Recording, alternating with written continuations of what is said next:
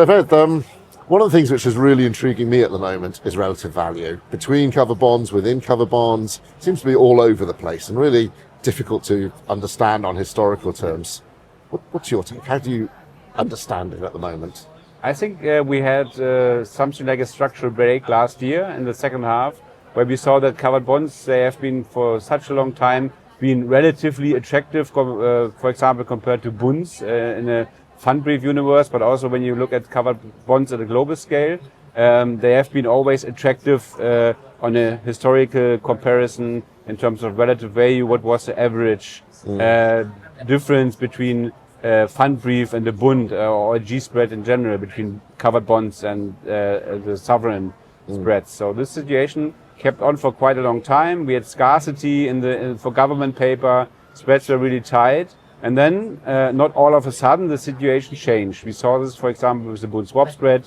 And then we had the situation that covered bonds did not look that massively attractive anymore, just because the reference points for covered bond valuation did change quite a bit. And together with this, of course, a new risk perception came up. And we saw that a lot of investors had to re-evaluate their way of how to look at the relative value of covers. It's one of the oldest topics in the covered bond market, isn't it? Are we a rates market, the price relative to bonds, or a credit market, the price relative to swaps? And in the past, we've kind of been able to ignore that because fairly constant. But now with that massive, bonds going wide to swaps, it suddenly makes it very attractive or very widespread to credit terms. Yes, of course. I think we're starting from now where we are is that we can see some pressure for covered bonds coming from below, so to say, when you compare to the rate side. Some covers are, or some EU bonds are trading inside covers, or fund brief, for example. KfW is very tight compared to covers or fund brief, so you do not see the value there. There's still a lot of investors who see the real yield of covers, and with the current turmoil, for example, in France, you also see that you have more stability in the covered bond markets, which also is a value in itself. But just looking at spread terms, covered bonds look rather expensive for some investors. And the other thing, compared to the credit market, we see that we still have a situation where in the credit or corporate sector, risks are blended out quite substantially by investors.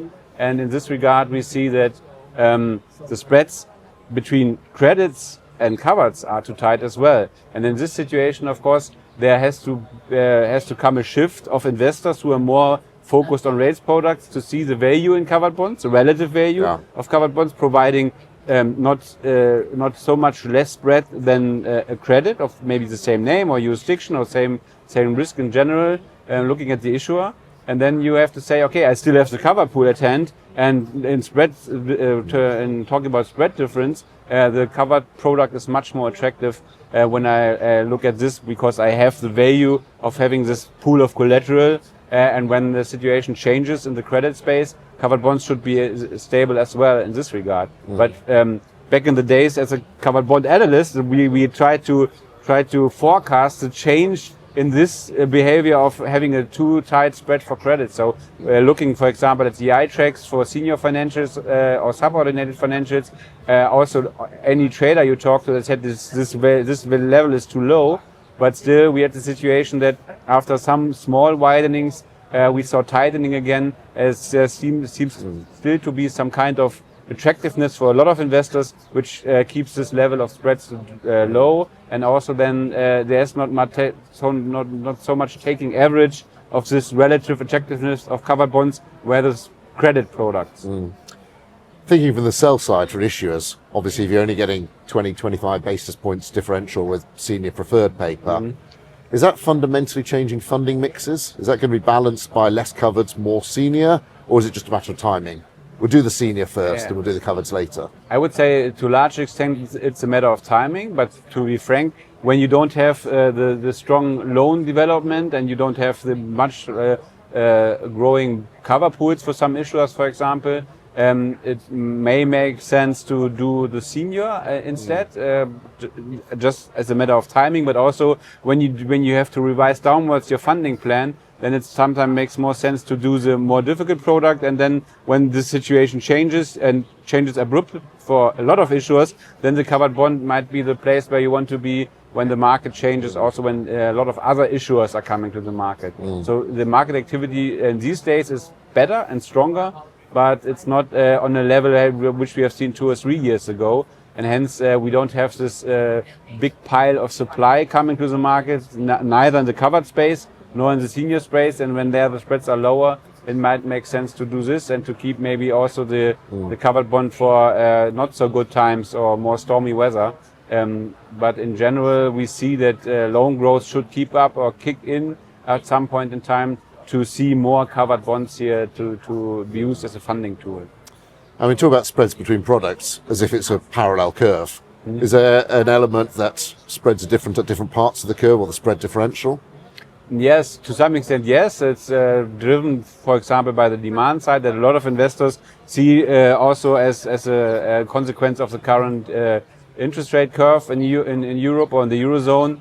Talking about swaps, we see that the attractiveness is for some issuers very strongly focused in the intermediate segment. Of course, we know some investors who are more focused on the longer end, but in general, the sweet spot is again for a lot of investors the 5-year space. We had a lot more diversity of issuance across the curve this year than we did last year. It was all 3s and 5s. Yeah, that's true. And we saw that those more shorter deals can be recepted quite strongly from the investor side, because if you have those investors who are interested in a name which is not so often in the market, or a jurisdiction which is not so often in the market, in a tenor, maybe 3 years, for example, which we don't see that often, then you can also see that the demand side is quite active there. And of course, the 7th or 10th 7-year core European covered bond issue might be not so attractive for most investors, because they already have done quite a bit at this time of the year. So we will see some more redemptions of covered bonds. This might help also that some investors get some free cash at hand and are more interested in different kinds of or parts of the curve, or different kind of issuers, or parts of the jurisdiction. But of course, there are also in between the different covered bond jurisdictions some special features. So not only talking about France, but mainly, but there are some interesting developments right now. And so I would say that this relative value topic is not as dramatic as it was in the end of the last year, but it's still on the table, just because the markets have adapted to a large extent, that the situation is new.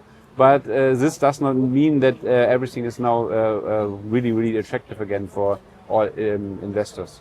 So you think for the rest of the year, relatively stable unless we get some news event? Yeah, I would say so. Though it's, of course, it's a typical covered bond forecast to say it's always rather stable. But I would say in terms of what kind of information has been adapted by the market participants in general, in terms of macro news, what could happen from the corner of the ECB, what is going on in France, all these features have been priced in to a large extent. We haven't seen so much new issuances from Germany yet, but the analysts are also made up their minds of how, for example, Germany could do the funding for all its defense and infrastructure, and it's going to be over the course of the next years or 10 years even. And this means that we don't see any structural breaks or impulses which would shift the market in one direction or the other. Of course, there always can be those black swans in the market where you can see from one day to the other that something is really strongly changing. But right now, at this point in time, it's not that we would say we see a big shift in relative value. It's more getting settled with the situation we have, and in terms of investors, some movements from one segment to the other, I would say. Yeah. So it's going to stay stable until it doesn't. That's the best way to summarize it, yes. Thanks very much for joining us today, Thanks, Fred. thanks a lot. Appreciate it.